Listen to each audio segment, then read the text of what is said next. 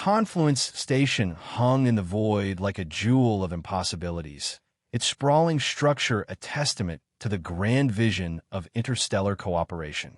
Multilayered and labyrinthine, the station orbited a neutral star at the nexus of 7 major trade routes. Its primary function was unmistakable to anyone who beheld its intricate design. This was no ordinary space station, but a diplomatic and commercial nexus explicitly engineered to accommodate hundreds of species with wildly divergent environmental needs. The station's zones reflected this diversity with stark precision. In the outer rings, frigid methane swamps bubbled gently, maintaining the minus 200 degrees Celsius that the Kailosians require for their crystalline bodies to function. Nearby, yet perfectly insulated, superheated plasma conduits glowed at temperatures exceeding 15,000 kelvins, providing the igneous collective with the energy fields they needed to maintain consciousness. Between these extremes lay dozens of other specialized environments. Zero-gravity vacuum corridors where the gossamer-thin void weavers danced among stars visible through transparent hulls. Dense, high-pressure ammonia chambers where the insectoid Xylosians conducted their meticulous research, and countless other biomes, each exquisitely tailored to species that would find most other environments on the station instantly lethal. This delicate balance was the pride of Confluence Station and its greatest vulnerability. A single breach between incompatible zones could trigger a cascade of disasters that would render entire sections uninhabitable.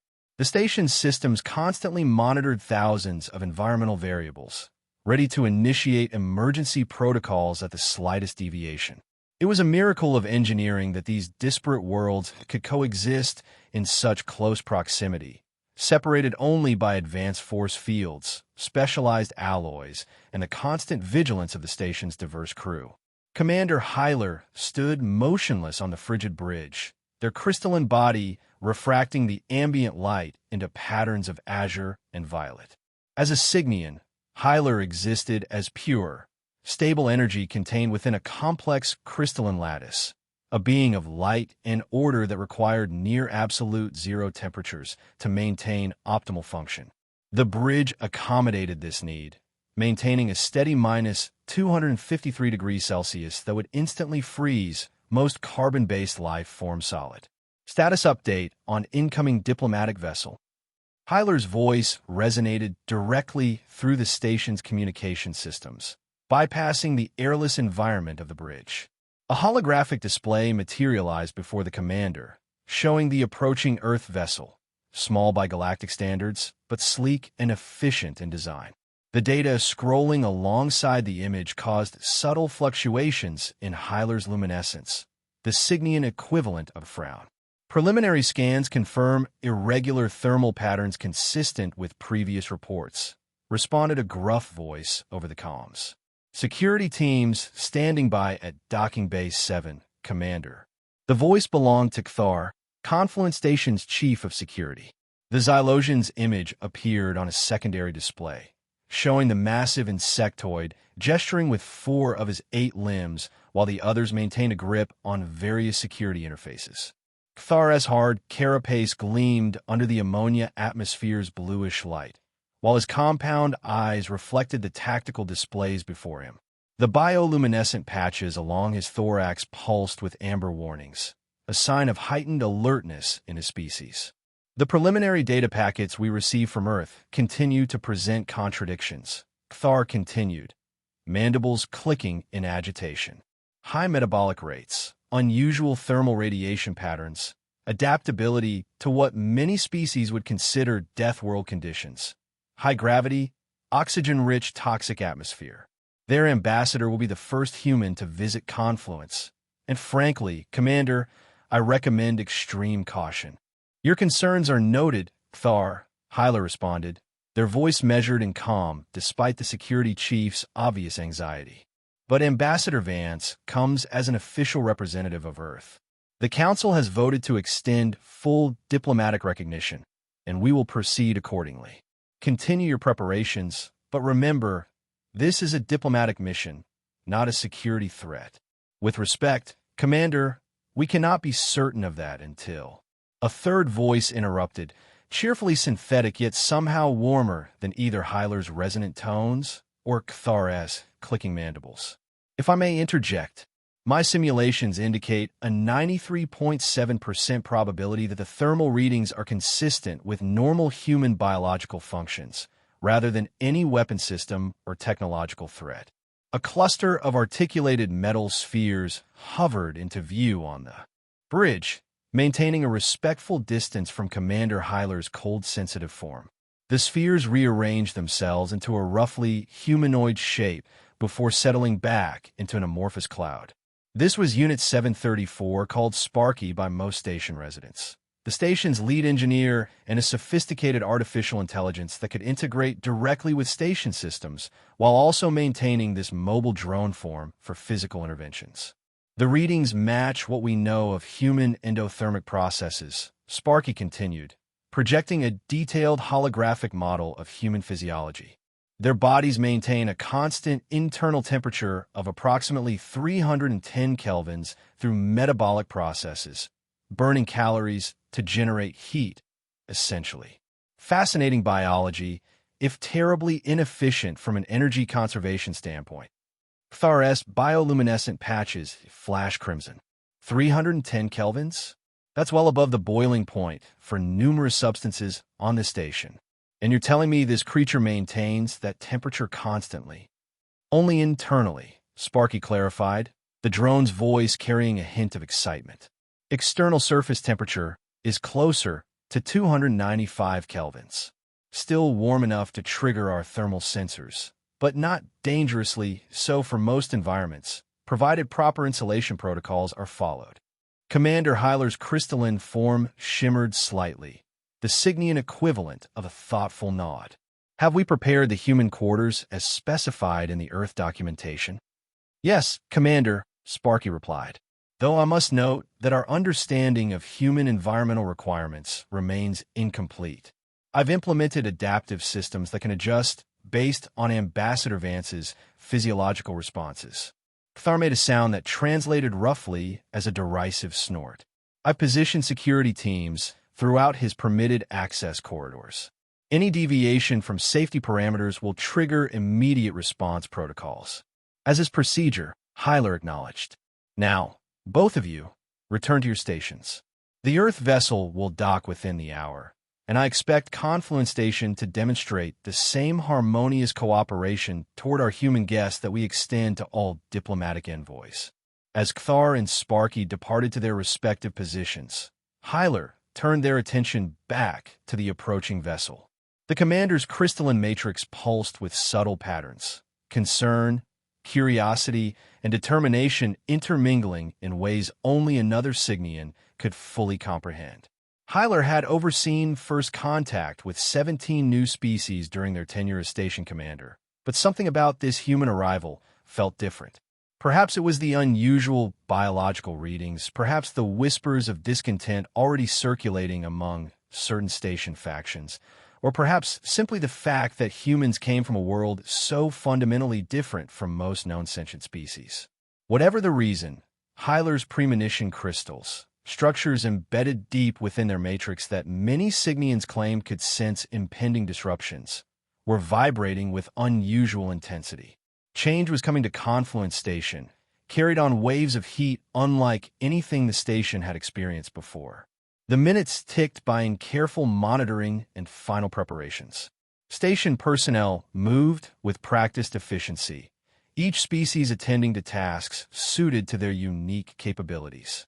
In the Kylosian sector, the methane swamps were temporarily thickened and cooled further, creating an additional buffer against thermal fluctuations. In the higher temperature zones, minor adjustments were made to accommodate the possibility of a different heat signature moving through nearby corridors.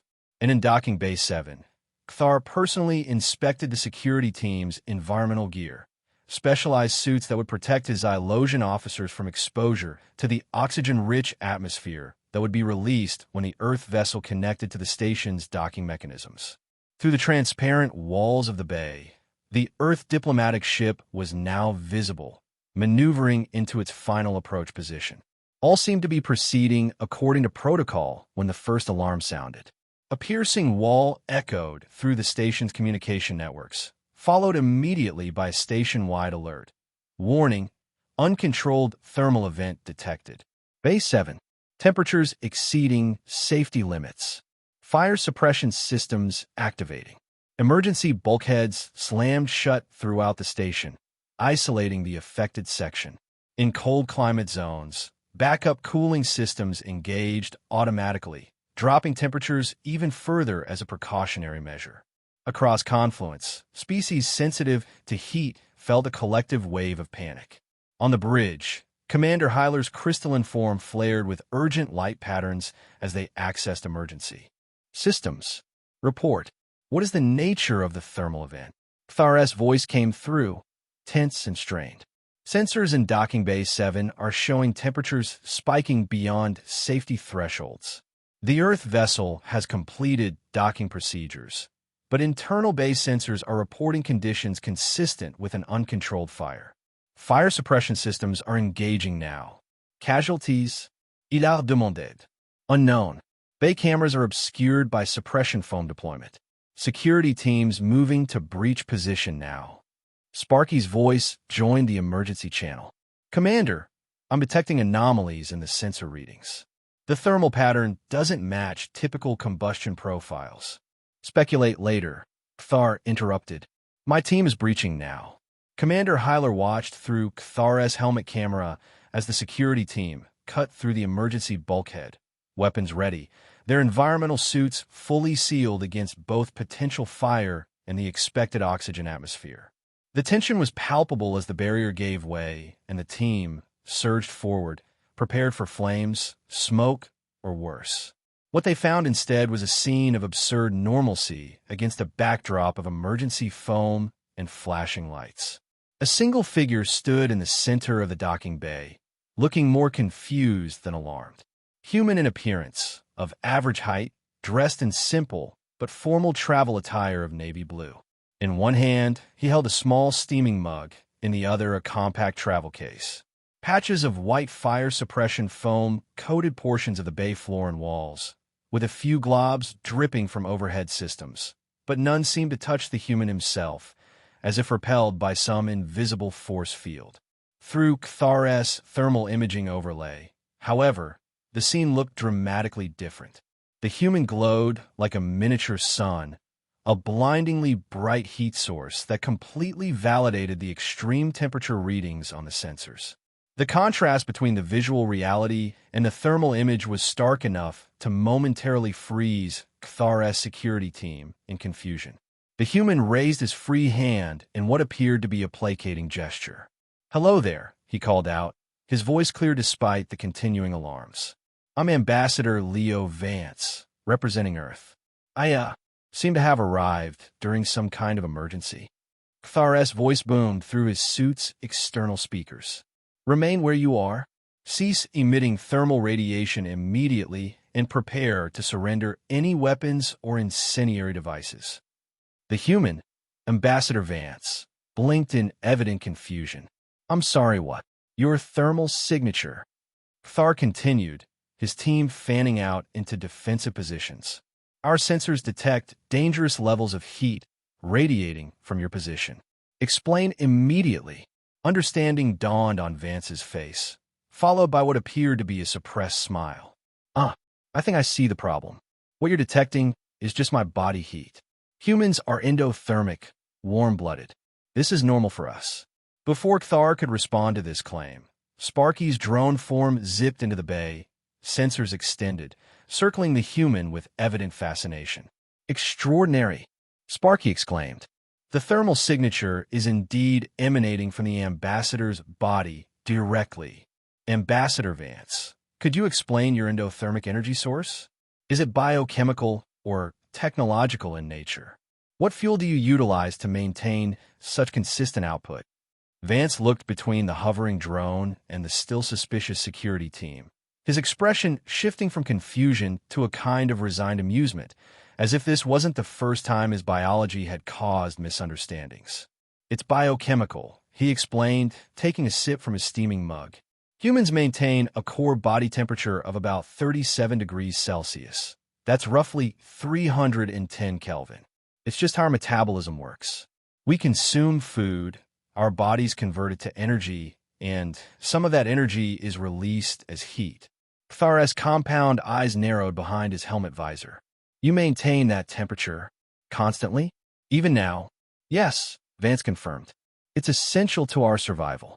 If our core temperature drops too low or rises too high, our biological processes begin to fail. Fascinating. Sparky circled closer. And your beverage, it's emitting additional thermal radiation. Is this a supplementary heat source? Vance glanced at his mug with a small smile. This is just coffee, a hot drink. Humans often consume heated liquids for comfort and stimulation. You willingly ingest heated substances? Kthar's mandibles clicked rapidly in what translated as extreme alarm. 4. Pleasure. It's quite normal for us, Vance assured him, then gestured to the foam-covered bay. I take it my arrival triggered your fire detection systems? Indeed, Sparky confirmed cheerfully. Your thermal signature registers approximately 45 kelvins above our standard safety thresholds for uncontained heat sources in this area. Quite the entrance, Ambassador. Commander Hyler's voice came through the communication system. Chief Kthar, is the situation secure? Kthar hesitated, his compound eyes never leaving the human. The human claims the thermal readings are a natural biological function. Awaiting your orders regarding quarantine protocols. I can assure you, I'm not a threat, Vance interjected calmly. Human biology is well documented in the materials we sent ahead. I understand my temperature might seem unusual to many species, but it's perfectly normal and controlled. There was a pause before Commander Hyler responded. Ambassador Vance, welcome to Confluence Station. I apologize for the unconventional reception. If you would consent to being escorted to your assigned quarters, we can discuss this situation more comfortably. Chief Kthar will provide security, and our lead engineer, Unit 734, will monitor environmental parameters to ensure everyone's safety. I appreciate that, Commander, Vance replied with diplomatic smoothness. And please call me Leo. I'm looking forward to meeting you in person once we've sorted out this thermal misunderstanding. Acceptable, Hyler acknowledged. Chief Kthar, please escort Ambassador Vance to his quarters. Unit 734, monitor thermal conditions throughout the route and make necessary adjustments. Emergency protocols will remain in effect until we've properly assessed the situation. As the security team formed up around him, Vance took another sip of his coffee, seemingly unperturbed by the armed escort or the continuing alarm lights. His calm demeanor contrasted sharply with the tension evident in Kthar's rigid posture and the excited bobbing of Sparky's drone form. Well, Vance said with a slight smile, this should be interesting. The procession moved through Confluence Station's corridors like a bizarre parade. Armed Xylosians in full environmental gear, surrounding a single human who seemed completely ordinary in appearance, but registered as a walking inferno on every thermal sensor they passed. Behind them, automated systems frantically adjusted environmental controls, try to compensate for the moving heat source. And watching it all through the station's monitoring systems, Commander Hyler's crystalline form pulsed with complex light patterns that reflected both concern and, perhaps, the faintest glimmer of amusement. Ambassador Leo Vance had expected challenges in his diplomatic mission to Confluence Station. He had studied extensively about the diverse species that called the station home, memorized cultural protocols, and prepared himself for the inevitable misunderstandings that would arise from first contact situations. What he hadn't anticipated was that his very biology would be the primary obstacle to diplomacy. The quarters assigned to him were his first indication of just how problematic his humanity might be in this alien environment. When Kthar's security detail first escorted him inside, Vance found himself in what amounted to a walk-in freezer, the temperature hovering just above freezing, with frost patterns decorating the walls. This is refreshing, Vance commented diplomatically, his breath visible in the cold air. He carefully set down his now rapidly cooling coffee mug on a surface that appeared to be made of some kind of metallic crystal. Thar remained by the door, maintaining a careful distance. These quarters were prepared according to the environmental specifications provided by your government.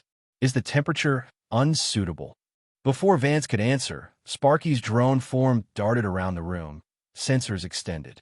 Oh dear. It appears there was a fundamental misunderstanding in the data conversion. The specifications were interpreted as maximum tolerable temperature rather than minimum comfort threshold. Vance rubbed his arms, already feeling the chill seeping through his clothes. I can see how that might happen. Humans are comfortable in environments between about 20 and 25 degrees Celsius. This is considerably below that range. 20 to 25 degrees Celsius? Thar's bioluminescent patches pulsed with alarm. That's well above freezing point for numerous substances, yet well below the boiling point of many others, Vance pointed out reasonably, including water, which makes up a significant percentage of my body. Sparky bobbed in what appeared to be excitement.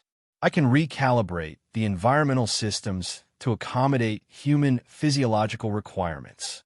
This will be an excellent opportunity to test the adaptive algorithms I've been developing. Thar's mandibles clicked rapidly. Any temperature adjustments must be approved through proper channels.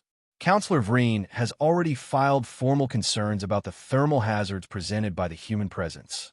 Counselor Vreen, Vance inquired, still rubbing his arms for warmth. Representative of the Kylosian delegation, Sparky explained. Kylosians are methane-based crystalline entities that require extreme cold for optimal function. They find temperatures above minus 150 degrees Celsius quite uncomfortable and potentially damaging above minus 100. Vance nodded thoughtfully. I see. Well, I certainly don't want to cause discomfort to the station residents. Perhaps we can work out a compromise. Over the next 2 hours, Vance found himself at the center of what could only be described as an interspecies environmental negotiation. Commander Hyler joined via holographic projection, the commander's crystalline form unable to withstand proximity to human body heat. Representatives from various station departments contributed technical specifications and concerns. Eventually, a solution was reached. Vance's quarters will be maintained at a barely tolerable 18 degrees Celsius, and he would be provided with a thermal containment suit for movement through certain station areas. The suit, hastily assembled by Sparky's engineering team, resembled a bulky refrigerated hazmat outfit more than diplomatic attire. It hummed with cooling systems and was studded with thermal sensors that reported his body heat metrics to station security in real time. I feel like I'm wearing a portable freezer, Vance commented as he tested the suit's mobility by walking around his quarters. The sound of cooling fans accompanied his every movement. The design is quite efficient, Sparky assured him, circling the ambassador with evident pride. It reduces your external thermal signature by 63%, which should be sufficient to avoid triggering most environmental alarms. There's also a communication unit integrated into the collar that will automatically translate your speech for species with auditory ranges outside human capability. Thoughtful, Vance acknowledged, though his expression suggested he found the entire situation somewhat absurd. I don't suppose there's any chance of getting a warmer cup of coffee? This one seems to have reached thermal equilibrium with the room. Thar, who had maintained his position by the door throughout the proceedings, made a sound that might have been a scoff. The station commissary is preparing nutrient options compatible with human biochemistry. They will be delivered at the appropriate consumption intervals. Wonderful, Vance replied, managing to keep his tone genuinely pleasant despite the circumstances. And when might I expect to begin my official diplomatic duties? I was scheduled to meet with the station council tomorrow, according to my briefing. Commander Hyler's holographic form shifted slightly, a Signian gesture equivalent to a contemplative nod. The council meeting has been temporarily postponed, Ambassador. Certain representatives have requested time to implement additional thermal safeguards in the council chamber. In the meantime, I've arranged for you to receive a limited tour of Confluence Station tomorrow, focusing on areas that are already compatible with your biology. Vance accepted this change of plans with practiced diplomatic grace, though inwardly he was beginning to wonder if his entire mission might be derailed by something as fundamental as his body temperature. As the various officials departed, leaving him alone in his chilly quarters, he removed the cooling suit and unpacked his modest luggage, setting his few personal items on surfaces that seemed least likely to conduct heat. A small earth plant, a peace lily, hardy enough to withstand travel, went on a shelf near the room's adjustable light panel. A printed book of earth poetry, Vance preferred physical books to digital for leisure reading, went beside his bed. A small holographic projector displaying rotating images of earth landscapes found a home on the desk. And finally, a sealed container of actual coffee beans, a diplomatic gift he'd brought for any species that might appreciate earth cuisine, was carefully stored in a drawer. As he arranged these small pieces of home, Vance reflected on the irony of his situation. He had spent months preparing for cultural miscommunications, ethical dilemmas, and the complex dance of interspecies diplomacy. He had studied the historical records of earlier diplomatic missions to other stations, memorized greeting protocols for dozens of species, and rehearsed responses to potential political pitfalls. Not once had he considered that his basic human biology, the simple fact that his body maintained a constant temperature of 37 degrees Celsius, would be perceived as a potential threat. With a sigh that condensed slightly in the cool air of his quarters, Vance settled onto the edge of his bed and began reviewing his notes on Confluence Station's political structure on his tablet. If he was going to overcome this biological prejudice, he would need to be exceptionally prepared for whenever the council finally agreed to meet with him. The next day brought a series of encounters that ranged from diplomatically awkward to unintentionally comical. Dressed in the cooling suit that had been somewhat modified overnight to be marginally less bulky, though still unmistakably a containment device, Vance followed Sparky through a carefully planned tour route that avoided the station's most temperature-sensitive areas. Their first stop was the central observation deck, a vast space with reinforced transparent panels that offered spectacular views of the star Confluence orbited and the constant flow of ships arriving and departing from the station's many docking bays. The deck was divided into several environmental zones to accommodate various species, and Vance found himself restricted to a particular viewing platform designated as compatible with elevated thermal signatures. This area is primarily used by species from high-temperature worlds, Sparky explained cheerfully, drone form hovering beside Vance. The igneous collective representatives especially enjoy this view, though their environmental needs require them to observe from specialized containment vessels. As if on cue, what appeared to be a floating orb of liquid fire approached, contained within a perfectly spherical force field. Within the molten mass, more solid structures could be glimpsed, crystalline formations that shifted and rearranged constantly. Ambassador Vance, Sparky announced, "May I present Ember that thinks among cooling stones, representative of the igneous collective." The molten orb pulsed with light as a translated voice emerged from it. "We observe the human with interest. Your thermal signature is pleasing to our senses, though regrettably weak by our standards. The containment field you wear dampens what little warmth you generate." Vance bowed slightly. "It's an honor to meet you, Ember that thinks among cooling stones. I apologize for my modest temperature. By human standards, I'm quite warm." "Indeed," the igneous entity replied, the molten materials within its containment shifting in what might have been amusement.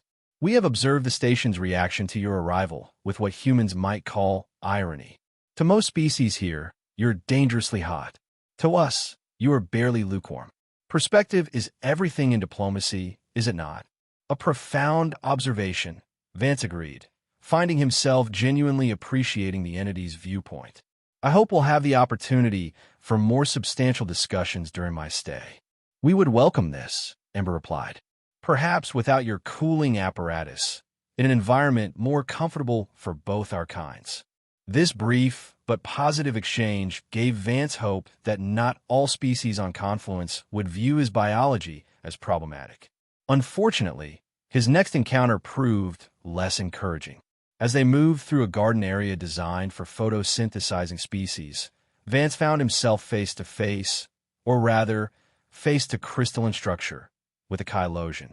The methane-based entity's form resembled an intricate ice sculpture, perfectly transparent at some angles and refracting light into rainbow patterns at others.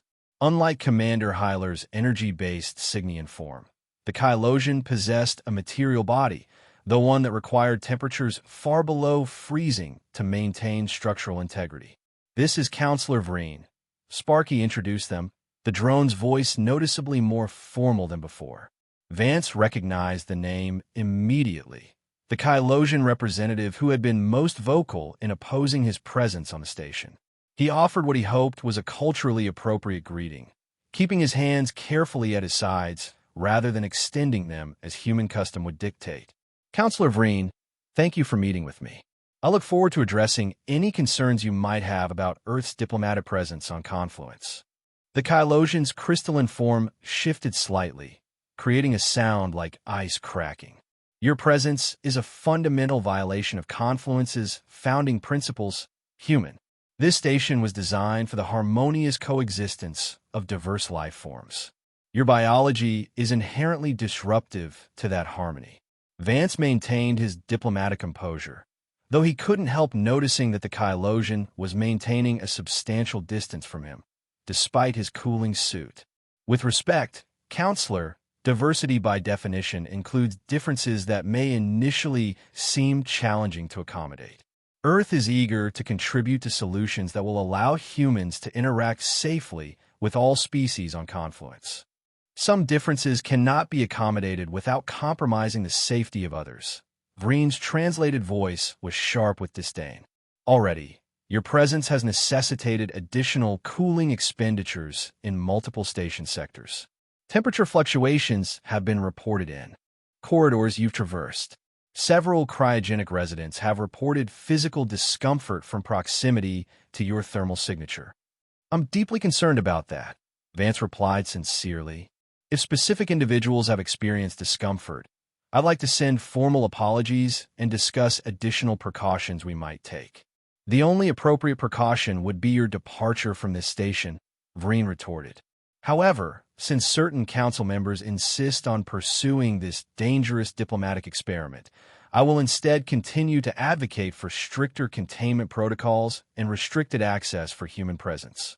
With that, the chylosian glided away, leaving a faint trail of supercooled air in their wake. Sparky's drone form bobbed in what appeared to be the AI equivalent of an uncomfortable shuffle. "Counselor Vreen represents a significant faction on the station, Ambassador. Many cold-spectrum species share his concerns, though perhaps not his intensity." Vance nodded thoughtfully. "It's not an unusual reaction to the unknown. Earth history is full of similar examples. The key is building trust through consistent positive interactions." "A logical approach," Sparky agreed. "Though I calculate that for some individuals, like Counselor Vreen, pre-existing biases may require more substantial evidence to overcome." As they continued their tour, Vance experienced a range of reactions from various station residents. Some, like the igneous representative, found his temperature interesting or even pleasantly familiar. Others maintained noticeable distance, their translators conveying polite but strained greetings. A few simply altered their paths to avoid him entirely. The most humorous incident occurred during a visit to a diplomatic reception area, where an elaborate ice sculpture had been created to represent Confluence's diverse ecosystems. As Vance approached to admire the artistry, station sensors detected his proximity and triggered an urgent warning. Before anyone could react, emergency containment fields snapped into place around the sculpture, inadvertently blocking the cooling systems maintaining it. Vance watched in horrified fascination as the delicate ice formation began to visibly sag, then collapse entirely within its protective bubble. "That was unfortunate," Vance commented as Sparky hurriedly shut down the alarms and apologized to the distressed artistic maintenance drones.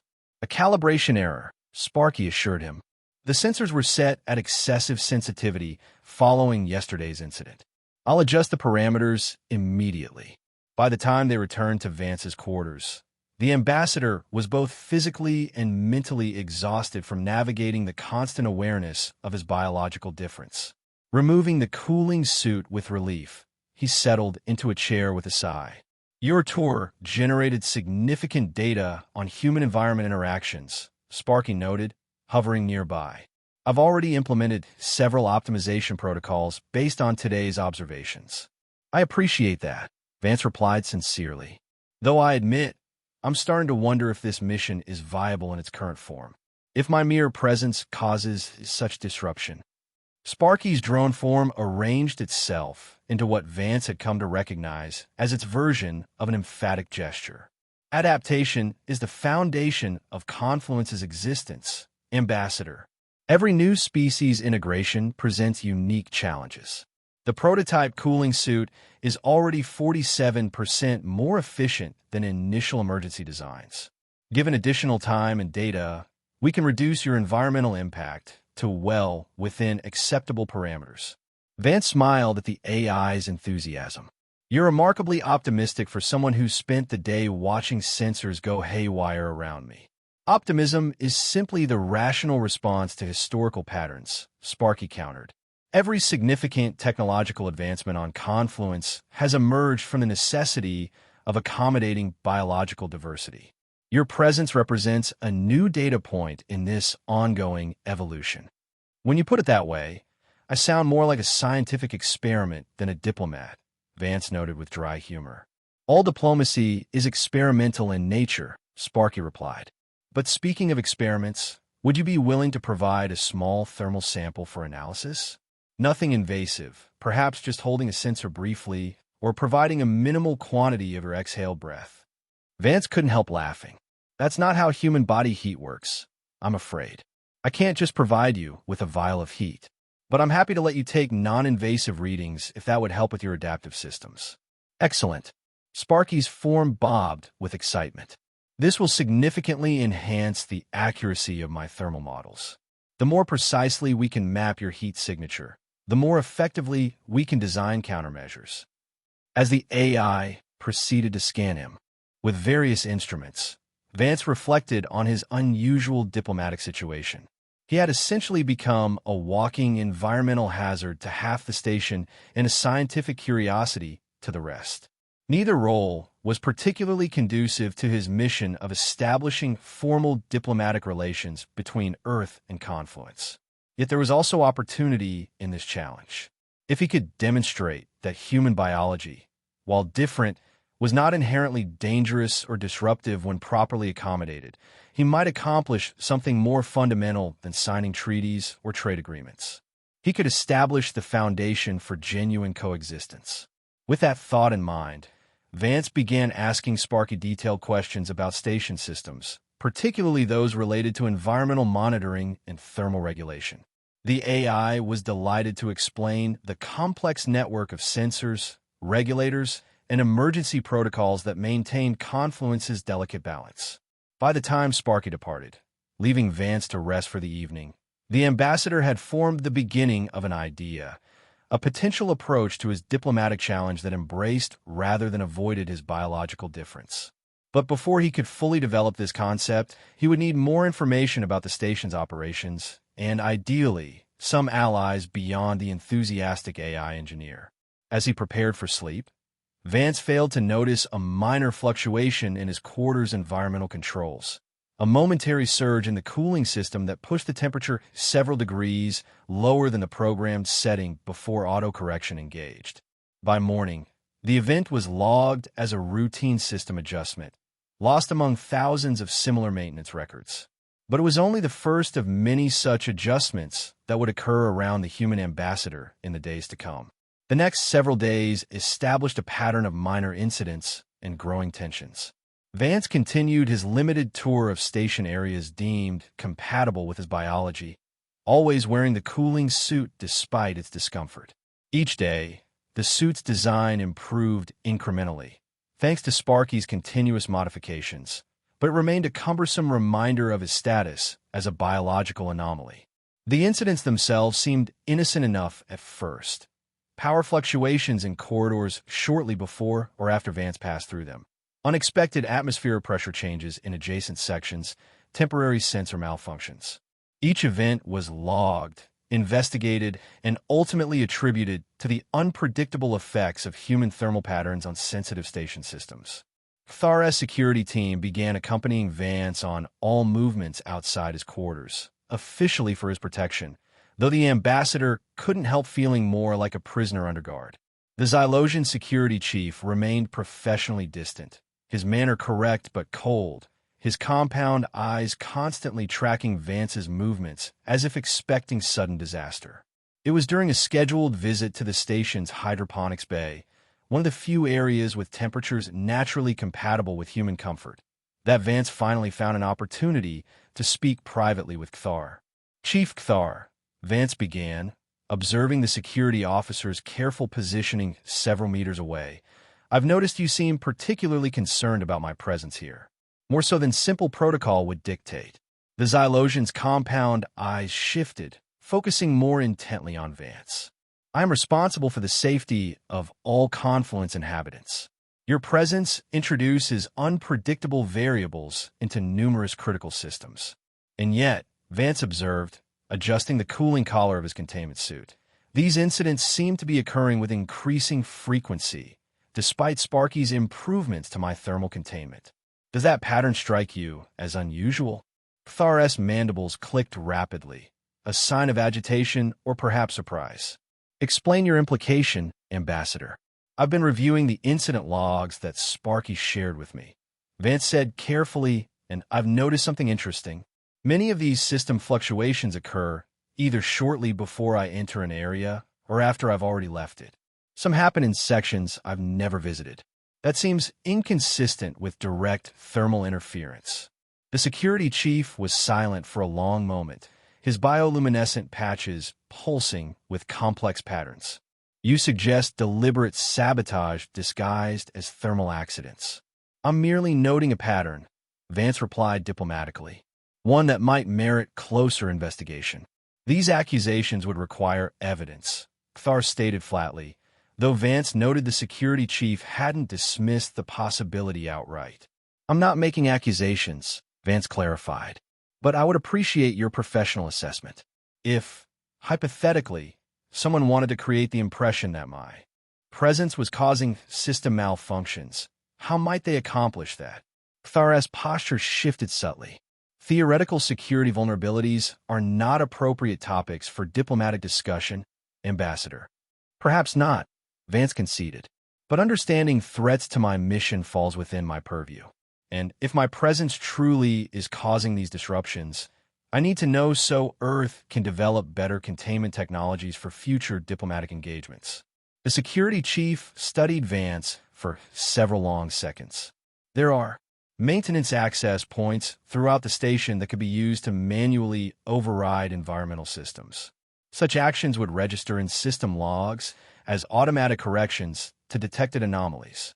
And would those access points require specialized authorization? For major systems, yes. But secondary environmental controls are accessible to maintenance personnel from multiple departments. Thar's antennae twitched in what might have been reluctance. I will review security footage from relevant sections. Vance nodded, careful not to push further. Thank you, Chief Thar. I appreciate your diligence. As they continued through the hydroponics bay, examining the carefully cultivated plants from dozens of worlds, Vance sensed a subtle shift in Thar's manner.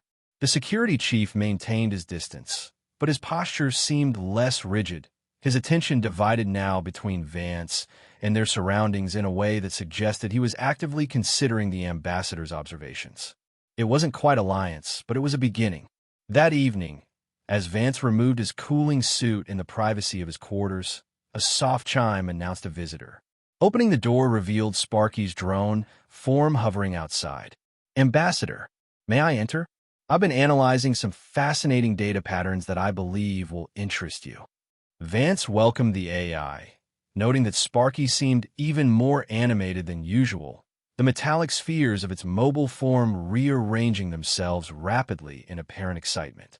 I've been running deep pattern analysis on the system fluctuations you inquired about, Sparky began without preamble, projecting a complex three-dimensional display in the center of the room.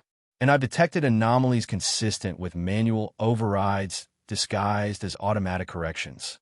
Look here and here, several points in the holographic station schematic illuminated. These events occurred while you were in completely different sections, yet they're logged as responses to thermal irregularities attributed to human presence. Vance studied the display with growing concern. Can you determine who might have access to these systems? That's where matters become complicated, Sparky replied, the spheres of its drone form clustering tighter together, a gesture Vance had come to associate with concern or concentration. The access credentials used appear legitimate, but the usage patterns are inconsistent with normal maintenance protocols. Furthermore, I've detected minor discrepancies in the authentication logs that suggest credential spoofing, meaning someone is using stolen or forged access codes, Vance translated. Precisely, but with sufficient skill to avoid triggering standard security alerts. Sparky's voice lowered to what almost sounded like a conspiratorial whisper, despite the fact that they were alone in Vance's quarters. I've initiated a more thorough analysis of these patterns, but I've isolated the investigation to secure sub-processes. If someone has compromised station systems to this extent, we must assume communications may be monitored. Vance nodded grimly. Have you shared these findings with Commander Hyler or Chief Thar? Not yet, Sparky admitted. I wanted to confirm my analysis, and, truthfully, Ambassador, I'm uncertain whom to trust. The sophisticated nature of these intrusions suggests detailed knowledge of station systems and security protocols. An inside job, Vance murmured. Indeed, and given the focus on discrediting your presence specifically, the motivation appears political rather than criminal. Sparky's form shifted uneasily. Counselor Vreen has been quite vocal in opposition to human integration on Confluence. His aide, Crystalline that analyzes flow, has extensive technical expertise and access privileges throughout the cold spectrum sections. That's not quite enough evidence to make accusations against a council member, Vance pointed out carefully. Agreed, which is why I've implemented a passive tracking protocol to monitor future unauthorized access attempts. If we can catch the perpetrator in the act. Sparky's form brightened visibly. Oh, and I've accelerated development of your thermal containment improvements. The next version will reduce your external signature by an additional 22%.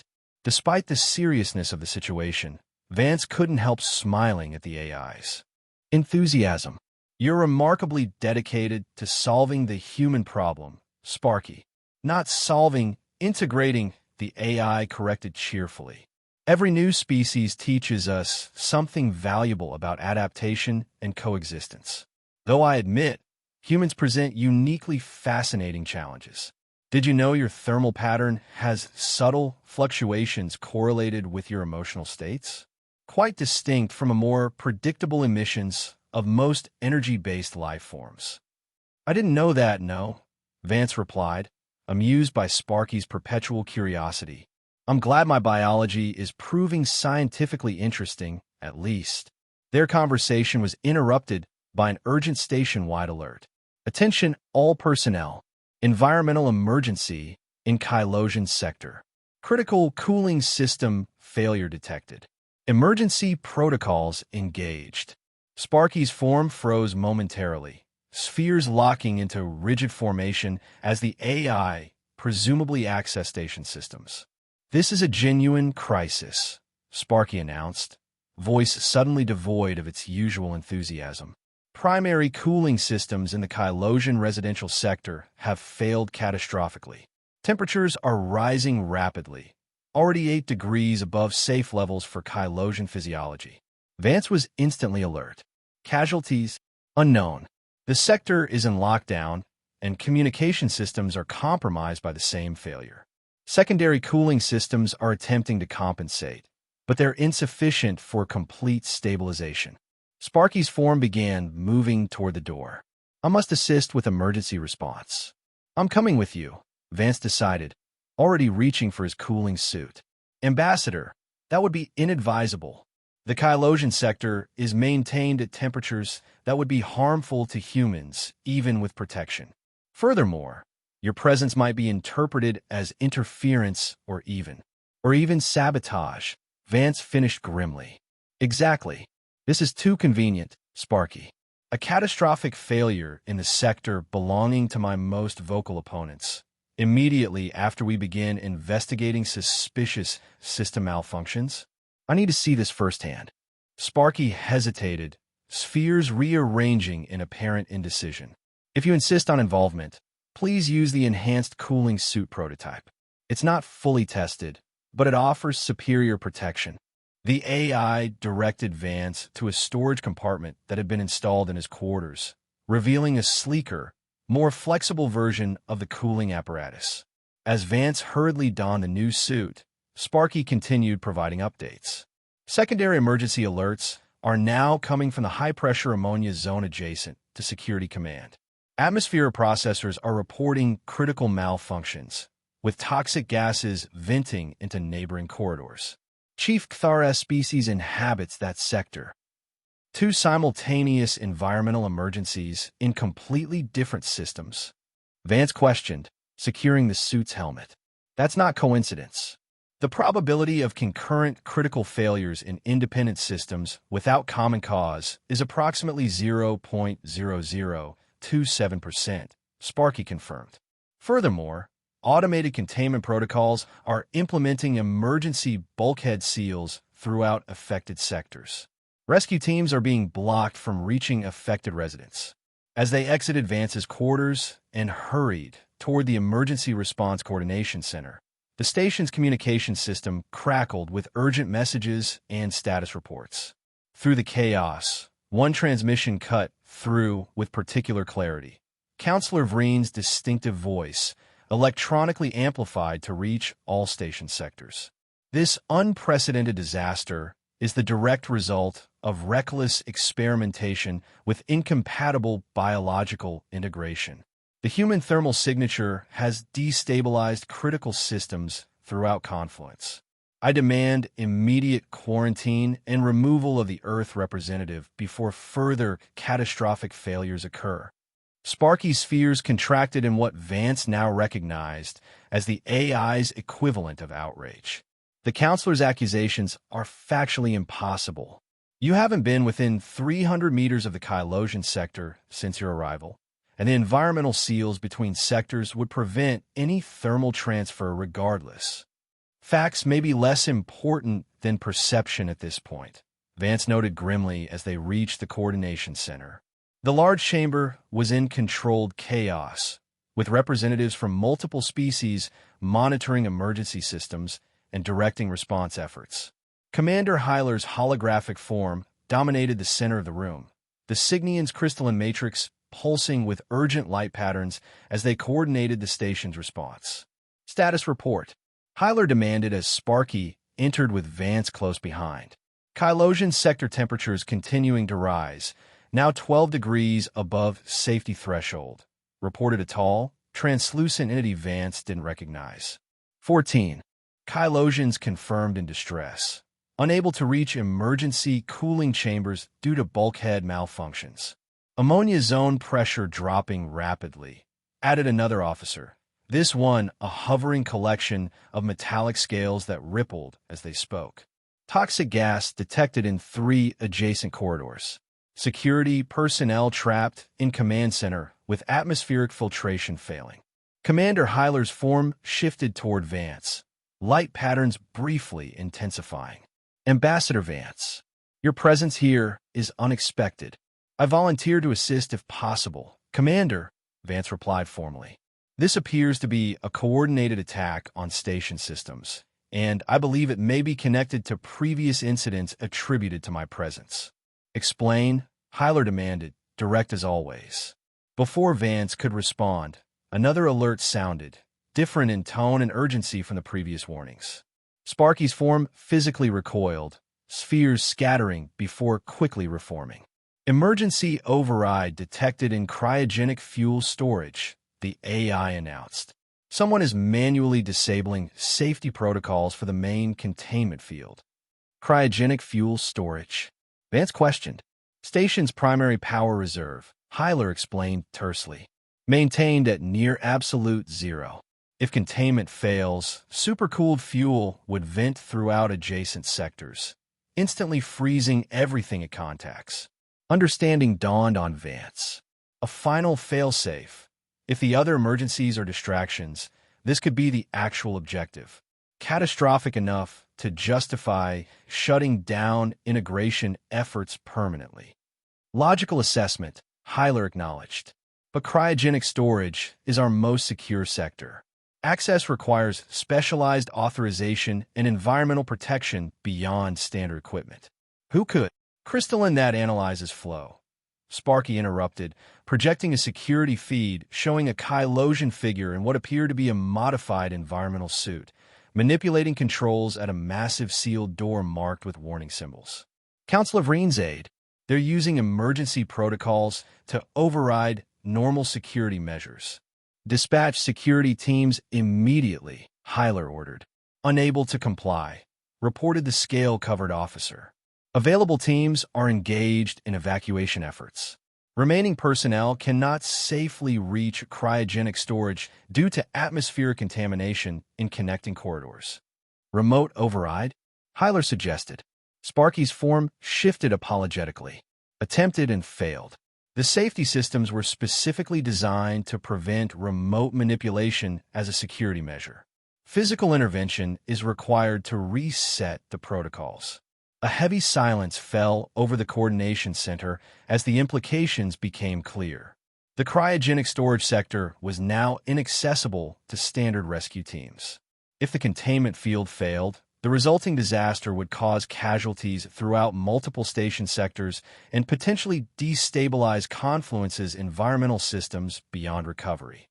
How long until containment failure? Hyler asked. Approximately 17 minutes at current override progression, Sparky reported grimly. Vance studied the station's schematic displayed above the central console, focusing on the cryogenic storage sector and its surroundings. What's the ambient temperature in that sector? Minus 253 degrees Celsius, Sparky replied immediately. Unsurvivable for most biological entities without specialized environmental protection. Which we don't have available, added the translucent officer. The emergency has depleted our accessible equipment reserves. Vance's expression became resolute. I might be able to reach it. All attention in the room suddenly focused on him. Explain, Commander Hyler demanded. Humans have certain physiological advantages in extreme cold environments, particularly dry cold versus wet cold. Vance began, recalling his survival training. With my containment suit modified to provide maximum insulation rather than cooling, I might be able to withstand exposure long enough to reach the override controls. Impossible, objected the scaled officer.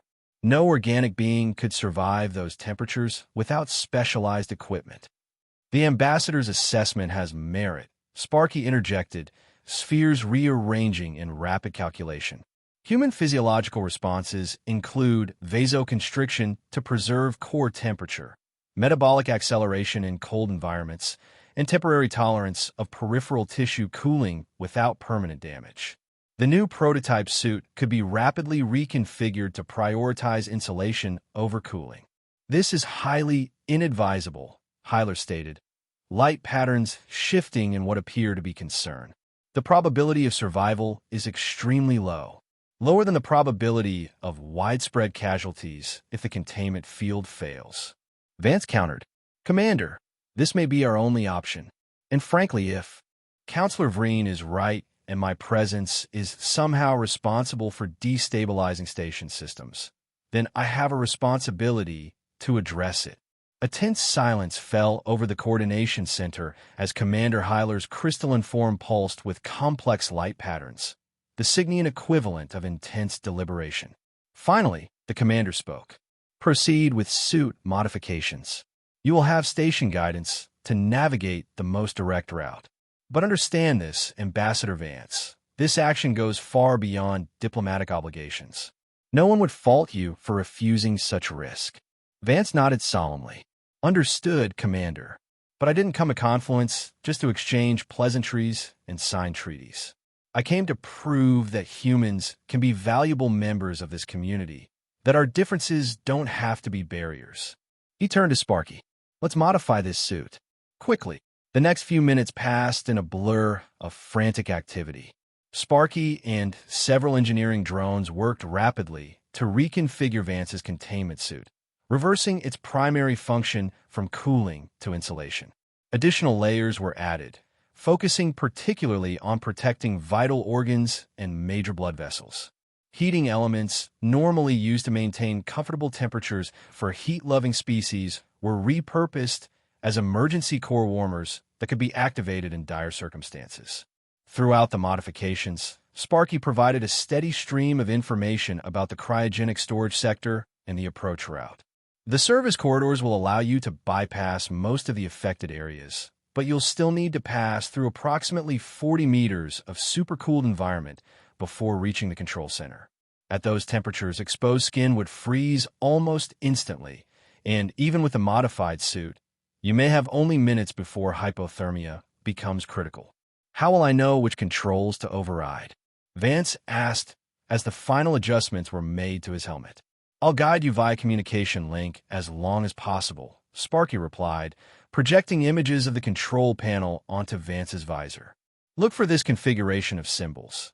The emergency shutdown sequence requires simultaneous activation of these 3 control points. As the engineers stepped back, indicating the modifications were complete, Kthar's voice unexpectedly came through the communication system. The security chief's transmission was broken and distorted, suggesting damage to communication systems in his sector. Commander, situation deteriorating. Atmospheric containment failing. 16 officers trapped. Ambassador Vance. Is he? Chief Kthar, Commander Hyler responded. Ambassador Vance is attempting to reach the cryogenic storage controls to prevent containment failure. A pause, then Kthar's voice again, stronger as if through effort of will. The human is attempting to enter the cryogenic sector? Impossible. Temperatures will kill him instantly. Not instantly, Vance corrected, managing a grim smile though the security chief couldn't see it. I'm told I'll have at least 6 minutes before critical organ failure. That should be enough time. Another pause. Ambassador, I may have misjudged your species. Kthar's voice was solemn. If you succeed, many lives will be saved. I'll do my best not to disappoint you, Chief, Vance replied. Then, turning to Commander Hyler and Sparky, I'm ready. With final system checks complete, Vance moved toward the service corridor entrance, every step heavy with the weight of the modified containment suit. At the threshold, Sparky's drone form approached, extending one metallic sphere toward him in what seemed almost like a gesture of farewell. Ambassador, Leo, the probability calculations for this mission are not favorable, but I've observed that humans often exceed statistical predictions.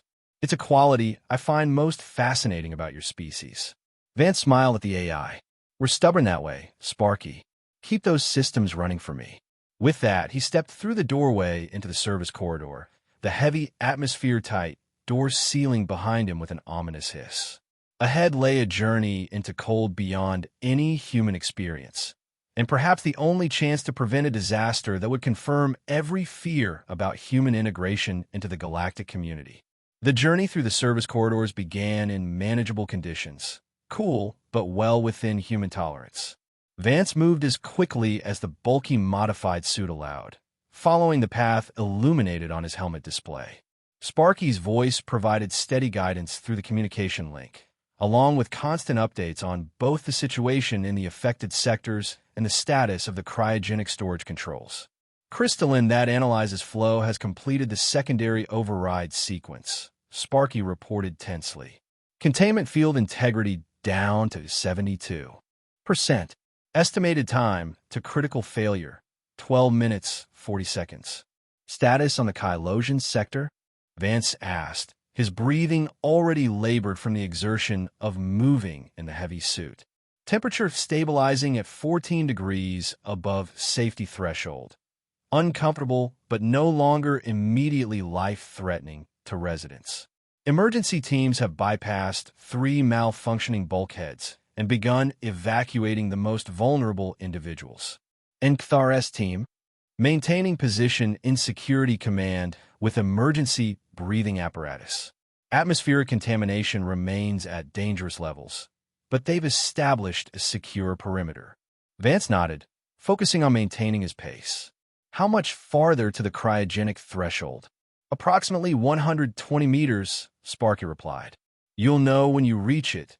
There's a visible temperature boundary where the advanced insulation begins. Beyond that point, temperatures drop rapidly to operational levels. And I should expect what exactly once I cross that boundary. Sparky hesitated momentarily. The suit should provide approximately 6 minutes of functional protection before hypothermia becomes critical. You may experience progressive numbness in extremities, reduced manual dexterity, cognitive impacts including confusion or disorientation, and eventually loss of motor control. The helmet indicators will track your core temperature and alert you if you approach dangerous thresholds. Understood, Vance acknowledged grimly. What about our saboteur? Any chance they're still in the control center? Unlikely. The security feed showed crystalline that analyzes flow exiting via a maintenance shaft after initiating the override sequence. They appeared to be wearing a specialized environmental suit that would protect against the temperatures in that sector, but even with such protection, extended exposure would be damaging to Kylosian physiology. Vance processed this information as he continued forward. The corridor ahead was changing visibly now. Frost patterns forming on the walls, his breath becoming increasingly visible within his helmet. The temperature was dropping steadily as he approached the boundary Sparky had mentioned. And then he saw it, a distinct line where the corridor's appearance changed dramatically. Beyond that point, every surface was coated in a thick layer of crystalline ice, glittering with an almost supernatural beauty under the emergency lighting. The air itself seemed to shimmer with suspended ice crystals, creating an ethereal, fog-like effect that partially obscured the path ahead. Vance paused at this threshold, taking deep, measured breaths to expand his lung capacity before entering the supercooled environment. He checked the suit indicators one final time, confirming that all systems were functioning at maximum capacity. I'm at the boundary, he informed Sparky. Beginning final approach. Acknowledged, Sparky replied, voice uncharacteristically solemn. Cryogenic containment field now at 67% integrity and declining. 9 minutes, 15 seconds remaining. The control center is approximately 38 meters ahead, with a single right turn at 22 meters. Vance took one last deep breath. Understood. Commencing entry now. With that, he stepped across the threshold into cold beyond human experience. The effect was immediate and shocking. Despite the suit's insulation, Vance felt as if he'd been plunged into ice water. His exposed face, protected only by the helmet's transparent visor, burned with intense cold. Each breath felt like inhaling glass shards as the supercooled air contacted his lungs. The suit's external temperature gauge registered minus 248 degrees Celsius and dropping as he moved deeper into the sector. He forced himself forward, each step requiring conscious effort. The cold was unlike anything he had prepared for, not merely freezing, but actively extracting heat from his body at an alarming rate.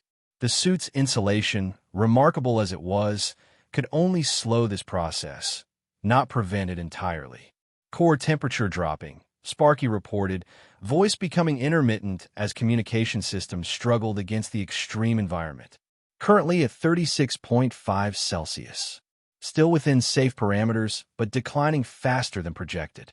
Vance acknowledged with a grunt, saving his breath for movement.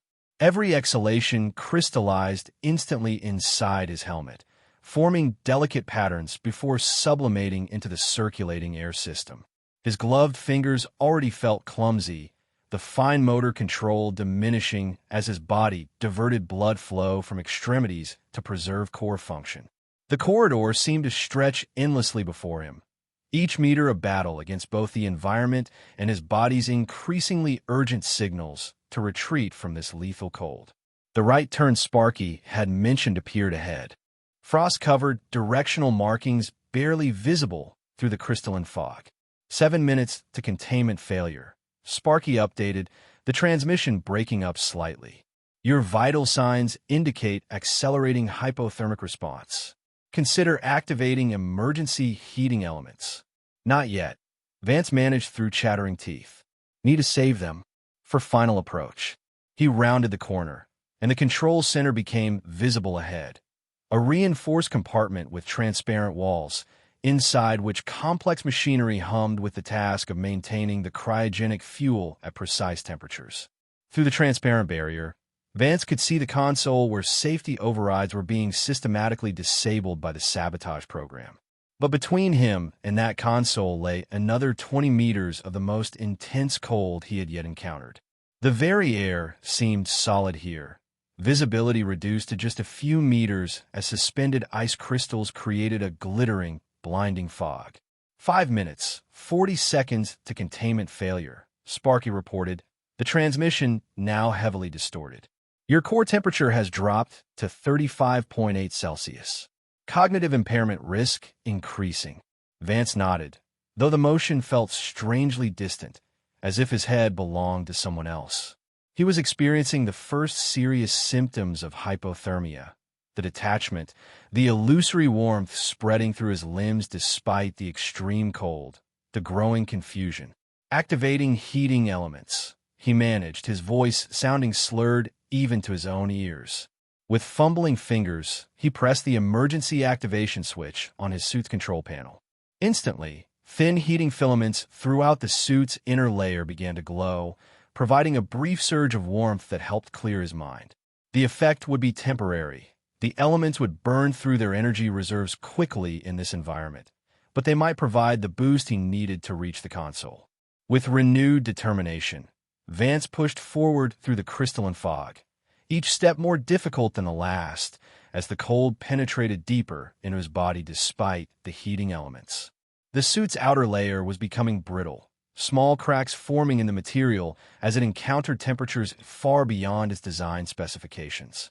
Finally, after what seemed like hours but was likely only minutes, Vance reached the transparent barrier of the control center. His hands, despite the insulated gloves, were almost useless now, numb and clumsy as he fumbled with the emergency access panel beside the door.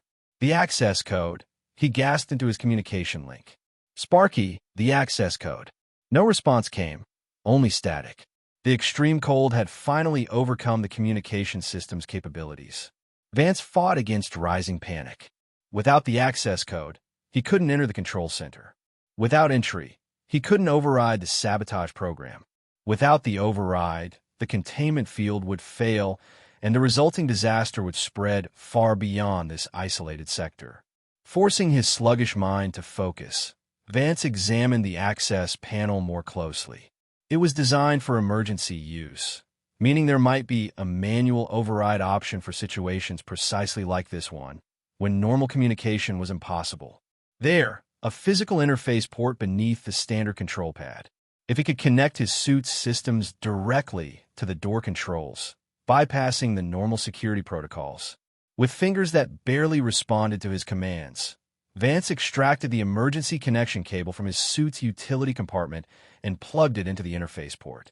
The suit's systems, designed for compatibility with station technology in crisis situations, began negotiating with the door controls.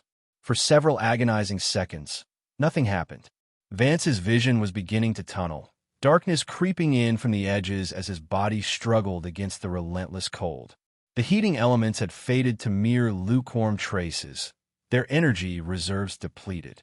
Then, with a heavy mechanical thunk, the door slid open, admitting him to the relative warmth of the control center, a balmy minus 190 degrees Celsius compared to the corridor's minus 250.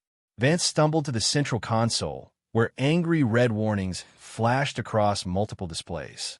The containment field integrity had dropped to 41%, with just over 3 minutes remaining before critical failure. The sabotage program was visible now, methodically disabling safety protocols one by one with cold efficiency. Fighting against his body's growing numbness, Vance located the emergency shutdown control Sparky had shown him. 3 separate command points that needed to be activated simultaneously to override all other programs and reset the system to its safe default state. The challenge was that the 3 controls were physically separated, designed to prevent accidental or single-operator activation. Under normal circumstances, this would require 3 different technicians working in concert. Vance glanced around desperately, seeking anything that might help him bridge this gap. His gaze fell on his own containment suit, now failing in the extreme environment but still functioning partially. The outer shell contained rigid support elements, emergency braces designed to maintain structural integrity. With fumbling movements, Vance extracted 2 of these braces from his suit's outer layer, causing alarms to sound his helmet as the suit's integrity was compromised further. Ignoring the warnings, he wedged the first brace against one of the emergency controls, angling it so that pressure applied to its end would depress the control. He positioned himself where he could reach the second control directly, then stretched his arm as far as possible toward the third, holding the second brace as an extension. It wasn't quite enough. The brace fell short by several centimeters. The containment field had dropped to 33%.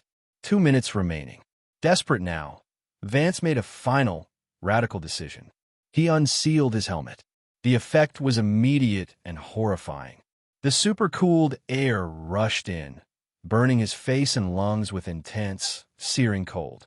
But the action freed him from the helmet's bulk, allowing him to stretch just those few crucial centimeters further.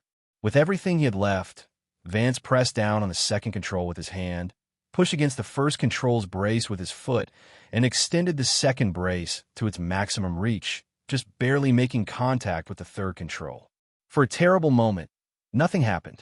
Then all 3 controls depressed simultaneously, and the console erupted in a new set of alerts, different in tone and pattern from the previous warnings. Emergency shutdown initiated, overriding all previous commands, restoring default safety protocols. The containment field integrity reading stabilized, then slowly began to climb as the sabotage program was purged from the system. 26%, 27, 28. Vance had succeeded. The crisis was averted, but the personal cost was severe. Without his helmet's protection, the supercooled air had already caused frostbite on his exposed skin. His vision was darkening rapidly as hypothermia accelerated beyond his body's ability to compensate. With the last of his strength, Vance fumbled for the emergency beacon on his suit, a simple physical button designed to function even in extreme conditions. As he pressed it, sending his location and status to station emergency systems, consciousness finally slipped away, darkness enveloping him completely. His last thought was oddly peaceful. At least he'd proven that humans weren't always a source of unwanted heat on Confluence Station. Sometimes they could handle the cold just fine. Vance awoke to a curious sensation, neither hot nor cold, but perfectly neutral, as if he were suspended in some dimensionless void where temperature ceased to exist. His eyes opened slowly, revealing the sleek, sterile environment of Confluence Station's medical bay. Various monitoring devices surrounded his bed, their displays showing what he assumed were his vital signs, though many used measurement systems unfamiliar to human medicine. Thermal homeostasis restored to optimal parameters, announced a synthetic voice. Consciousness resuming within expected recovery timeline. Vance turned his head slightly, the movement requiring surprising effort. To see Sparky's drone form hovering nearby, the metallic spheres arranged in what he'd come to recognize as the AI's version of pleased excitement. Ambassador, your protein structures resisted denaturation at temperatures that should have caused irreversible crystallization. Truly remarkable biological resilience. What Sparky means, came another voice, this one familiar but unexpected, is that you should be dead, but somehow you're not. Thar moved into view, the Xylosian's massive form seeming almost hesitant as he approached the bed. The security chief's compound eyes studied Vance with what might have been respect, or at least a newfound curiosity. "Chief Thar," Vance acknowledged, his voice raspy. "I take it the containment field held? Integrity restored to 97% before you were extracted," Thar confirmed. "No breach occurred. The affected sectors have been stabilized, and all evacuated residents have returned to their quarters." The security chief's mandibles clicked in what Vance now recognized as a gesture of formal recognition. "Your actions prevented significant casualties." Before Vance could respond, a holographic projection materialized beside the bed. Commander Hyler's crystalline form, refracting light in patterns that seemed somehow warmer than usual. "Ambassador Vance," the commander began, "your intervention was unexpected but most welcome. We have much to discuss once you've recovered sufficiently." "Crystalline that analyzes flow?" Vance asked, apprehended, attempting to leave the station. Thar replied, satisfaction evident in his voice. "The evidence of sabotage was conclusive once we knew where to look. Emergency response teams found considerable evidence of deliberate system manipulation in both the Kylosian sector and the ammonia zone." "And Counselor Vreen?" A momentary silence fell over the room before Commander